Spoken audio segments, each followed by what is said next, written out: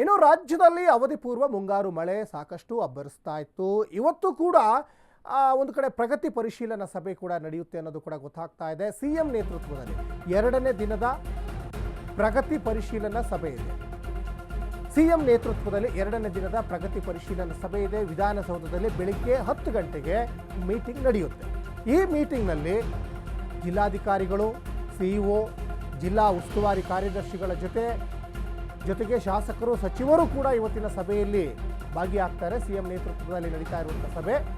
DC, CEO, ಜಿಲ್ಲಾ ಉಸ್ತುವಾರಿ ಕಾರ್ಯದರ್ಶಿಗಳ ಜೊತೆ ಸಿಎಂ ಮೀಟಿಂಗನ್ನು ಮಾಡ್ತಾರೆ. ಜೊತೆಗೆ ಶಾಸಕರು, ಸಚಿವರು ಕೂಡ ಇವತ್ತಿನ ಸಭೆಯಲ್ಲಿ ಭಾಗಿಯಾಗ್ತಾರೆ ಅನ್ನೋದು ಕೂಡ ಗೊತ್ತಾಗ್ತಾ ಇದೆ. ಸ್ಪೆಷಲಿ ಮಳೆ ಹಾನಿ ಬಗ್ಗೆ ಮಾಹಿತಿಯನ್ನು ಸಿದ್ದರಾಮಯ್ಯನವರು ಪಡೀತಾರೆ ಎಲ್ಲ ಜಿಲ್ಲಾಧಿಕಾರಿಗಳಿಂದ.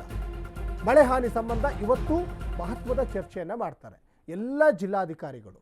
ಒಟ್ಟು ಜಿಲ್ಲಾಧಿಕಾರಿಗಳು, ಸಿಇಒ ಮತ್ತು ಕಾರ್ಯದರ್ಶಿಗಳ ಜೊತೆ ಸಿದ್ದರಾಮಯ್ಯನವರು ಮೀಟಿಂಗನ್ನು ಮಾಡ್ತಾರೆ. ಯಾವ ಜಿಲ್ಲೆಯಲ್ಲಿ ಎಷ್ಟು ಎಫೆಕ್ಟ್ ಆಗಿದೆ. ಈಗ ಆಲ್ರೆಡಿ ಗೊತ್ತಿರೋ ಹಾಗೆ ಚಿಕ್ಕಮಗಳೂರು, ಕೊಡಗು, ದಕ್ಷಿಣ ಕನ್ನಡ ಮತ್ತು ಉಡುಪಿ ಈ ಭಾಗದಲ್ಲಿ ಯಥೇಚ್ಛವಾಗಿ ಮಳೆ ಆಗ್ತಾ ಇದೆ. ದಕ್ಷಿಣ ಕನ್ನಡದಲ್ಲಿ ಗುಡ್ಡ ಕುಸಿತು. ಆಲ್ರೆಡಿ ನಿನ್ನೆ ಒಂದೇ ಕುಟುಂಬದ 3 ಜನ ಸಾವನ್ನಪ್ಪಿದ್ದಾರೆ.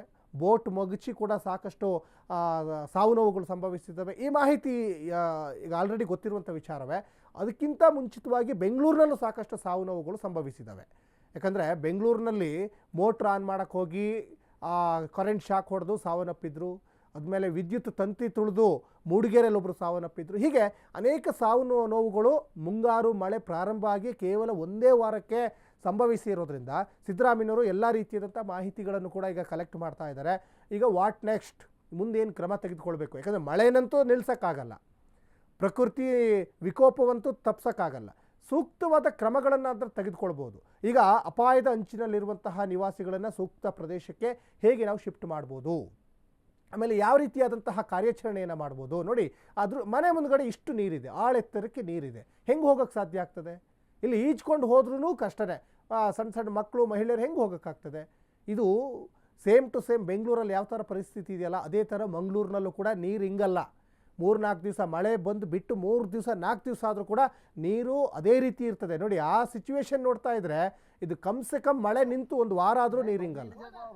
ಇನ್ನೊಂದು ಸ್ವಲ್ಪ ಬಂದರೆ ಮುಳುಗೇ ಹೋಗ್ಬಿಡ್ತಾರೆ, ಅಷ್ಟರ ಮಟ್ಟಿಗೆ ನೀರಿದೆ. ಹಾಗಾಗಿ ಈ ಥರ ಪರಿಸ್ಥಿತಿಯಲ್ಲಿ ದಕ್ಷಿಣ ಕನ್ನಡ ಜಿಲ್ಲೆಯ ಜನ ಇವತ್ತು ಕಷ್ಟಗಳನ್ನು ಅನುಭವಿಸ್ತಾ ಇದ್ದಾರೆ.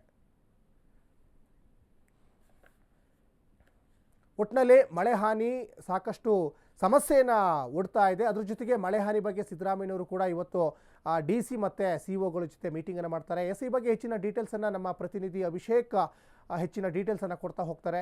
ಅಭಿಷೇಕ್, ಈಗ ಆಲ್ರೆಡಿ ಮುಂಗಾರು ಎಂಟ್ರಿ ಆಗಿದೆ. ಈ ಮುಂಗಾರು ಕೇರಳ ಮುಖೇನವಾಗಿ ಮಂಗಳೂರು, ಬೆಂಗಳೂರು ಸೇರಿದಂತೆ ರಾಜ್ಯದ ಅನೇಕ ಭಾಗಗಳಲ್ಲಿ ಮಳೆ ಸಾಕಷ್ಟು ಆಗ್ತಾ ಇದೆ. ಆದರೆ ಸ್ವಲ್ಪ ಮಟ್ಟಿಗೆ ಬೇರೆ ಭಾಗದಲ್ಲಿ ತಗ್ಗಿದ್ರೂ ಕೂಡ ದಕ್ಷಿಣ ಕನ್ನಡ ಜಿಲ್ಲೆಯಲ್ಲೇ ಮಳೆ ನಿರಂತರವಾಗಿ ಬರ್ತಾ ಇದೆ, ಸಾವು ನೋವುಗಳು ಸಂಭವಿಸ್ತಾ ಇದ್ದಾವೆ. ಈ ಬಗ್ಗೆ ಸಿದ್ದರಾಮಯ್ಯನವರು ಇವತ್ತು ಸಭೆಯನ್ನು ಮಾಡ್ತಾರೆ. ಎಷ್ಟು ಗಂಟೆಗೆ ಸಭೆ ಇದೆ, ಏನೇನು ಚರ್ಚೆ ಆಗ್ಬೋದು ಅಭಿ? ಸಚಿನ್, ಖಂಡಿತ ಒಂದು ಕಡೆ ರಾಜ್ಯದಲ್ಲಿ ಸುರಿಯುತ್ತಿರುವಂತ ಮಳೆಯಿಂದ ಸಾಕಷ್ಟು ಅನಾಹುತಗಳು ಈಗಾಗಲೇ ಸಂಭವಿಸ್ತವೆ. ಅದರಲ್ಲೂ ಕೂಡ ದಕ್ಷಿಣ ಕನ್ನಡ ಜಿಲ್ಲೆಯಲ್ಲಿ ಪ್ರಮುಖವಾಗಿ ನಿನ್ನೆ ಒಂದಷ್ಟು ಅಪಾರವಾದಂತ ಒಂದು ಆಸ್ತಿ ಪಾಸ್ತಿ ನೋವು ಮತ್ತು ಅನೇಕ ಪ್ರಾಣಹಾನಿಗಳು ಕೂಡ ಸಂಭವಿಸಿದೆ.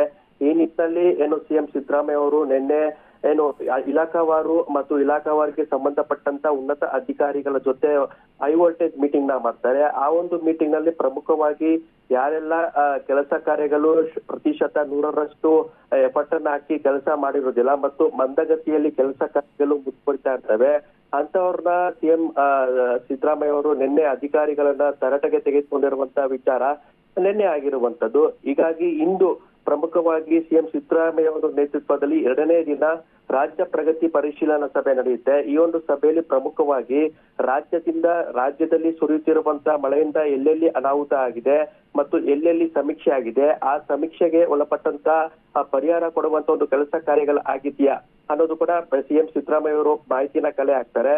ಮಾಹಿತಿನ ಕಲೆ ಹಾಕಿ ಇದಾಗಲೇ ದಕ್ಷಿಣ ಕನ್ನಡ ಜಿಲ್ಲಾ ಉಸ್ತುವಾರಿ ಆಗಿರ್ತಕ್ಕಂಥ ದಿನೇಶ್ ಗುಂಡೂರಾವ್ ಅವರು ದಕ್ಷಿಣ ಕನ್ನಡಕ್ಕೆ ತೆರಳಿದ್ದಾರೆ. ಅಲ್ಲಿ ಸಂಬಂಧಪಟ್ಟಂತ ಒಂದಷ್ಟು ಸಮೀಕ್ಷೆಗಳನ್ನು ನಡೆಸಿ ಅಲ್ಲಿನ ಒಂದು ಮಾಹಿತಿಯನ್ನು ಸಂಗ್ರಹಿಸಿ ಸಿಎಂ ಸಿದ್ದರಾಮಯ್ಯಗೆ ಒದಗಿಸಿದ್ದಾರೆ. ಹೀಗಾಗಿ ಇಂದು ನಡೆಯುವಂತ ರಾಜ್ಯದ ಏನೋ ರಾಜ್ಯ ಪ್ರಗತಿ ಪರಿಶೀಲನಾ ಸಭೆ ಇಂದು 2ನೇ ದಿನ ನಡೆಯುತ್ತಿರುವಂತಹ ಈ ಒಂದು ಚರ್ಚೆಯಲ್ಲಿ ಪ್ರಮುಖವಾಗಿ ಪ್ರತಿಪಕ್ಷಗಳು ಕೂಡ ರಾಜ್ಯ ಸರ್ಕಾರಕ್ಕೆ ಚಾಟಿ ಏಟನ್ನ ಬೀಸ್ತಾ ಇತ್ತು. ಈ ಒಂದು ವಿಚಾರದಲ್ಲಿ ರಾಜ್ಯ ಸರ್ಕಾರ ಕೈಕಟ್ಟಿ ಕುಳಿತಿದೆ. ಯಾವುದೇ ಒಂದು ಮುನ್ನೆಚ್ಚರಿಕಾ ಕ್ರಮಗಳನ್ನು ಕೂಡ ತೆಗೆದುಕೊಳ್ತಾ ಇಲ್ಲ.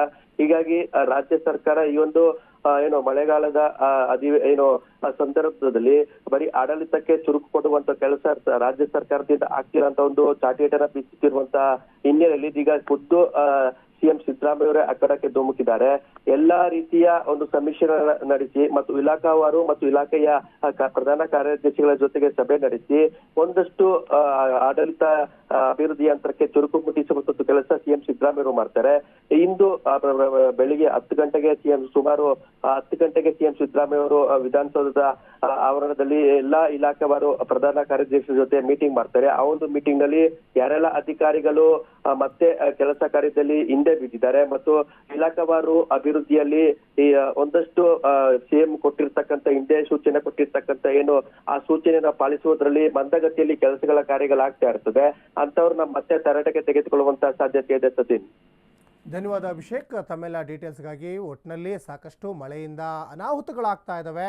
ಈ ಅನಾಹುತಗಳಿಗೆ ಒಂದು ಪರಿಹಾರ ಕೊಡುವ ನಿಟ್ಟಿನಲ್ಲಿ ಸಿದ್ದರಾಮಯ್ಯನವರು ಇವತ್ತು ಎಲ್ಲ ಜಿಲ್ಲೆಯ ಜಿಲ್ಲಾಧಿಕಾರಿಗಳು ಜೊತೆಗೆ CEO ಕಾರ್ಯದರ್ಶಿಗಳ ಜೊತೆ ಒಂದು ಮಹತ್ವದ ಮೀಟಿಂಗನ್ನು ಮಾಡ್ತಾರೆ.